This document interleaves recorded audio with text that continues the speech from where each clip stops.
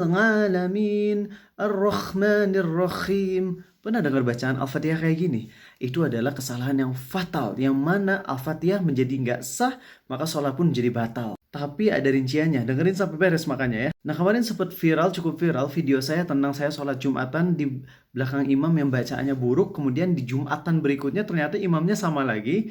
Maka sebelum mulai sholat saya langsung kabur ke masjid lain yang tajwidnya bagus. Lalu ada yang komentar kayak gini, kenapa Ustadz aja nggak jadi imam? Atau kenapa Ustadz nggak nasehatin aja langsung?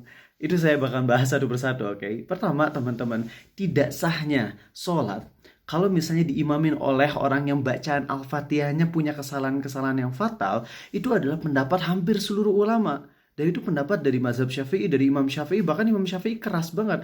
Kalau misalnya imam yang bacaan Al-Fatihahnya buruk, walaupun di sholat yang gak dikeraskan, dan kita tahu itu, oh ini mah biasanya kalau lagi dikerasin bacaannya buruk Al-Fatihahnya. Kalau lagi sholat duhur juga sama, kita nggak boleh sholat di belakang dia. Apalagi sholat Jumatan gitu loh. Jadi ini bukan pendapat Abu Takeru, ini pendapat dari mayoritas ulama. Waduh, kalau kayak gitu, kalau saya Al-Fatihahnya masih jelek, berarti saya nggak usah sholat aja, karena nggak sah. Ntar dulu, ini rinciannya teman-teman. Pertama, kita wajib berusaha untuk mempelajari bacaan Al-Fatihah yang baik dan benar.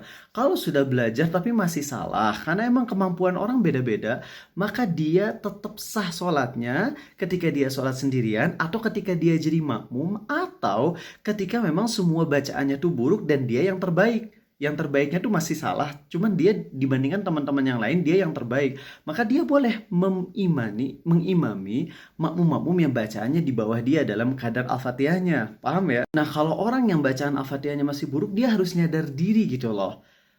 Dia jangan mau tiba-tiba jadi imam untuk jemaah yang banyak. Tanya ke jemaah, ini kan banyak jemaah, ada nggak yang bacaan Al-Fatihahnya lebih baik? Silakan imami. Gitu harusnya. Karena dalam masalah keimaman tuh kita nggak boleh tawadu. Kalau emang bacaan kita yang terbaik, Nabi SAW nyuruh kita yang jadi imam.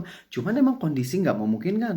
Kita nggak mungkin gitu tiba-tiba masuk ke masjid yang kita nggak tahu DKM-nya, lalu kita nerobos jadi imam. Itu nantinya malah mudarat besar. Makanya kenapa saya nggak bisa langsung nasehatin, langsung minta DKM ngejadiin saya imam. Dan di sebagian DKM tuh ngundang khotib tuh yang udah profesor, terutama di sebuah kampus, ya saya sensor, itu gelarnya profesor, doktor. Silahkan kalau mau jadi khotib Jumat, nggak apa-apa dah. Tapi kalau yang jadi imam harusnya yang khusus, yang bacaannya bagus. Jadi masjid harus punya imam-imam khusus untuk cadangan kalau kita tahu si penceramahnya tuh yang emang bacaannya nggak baik.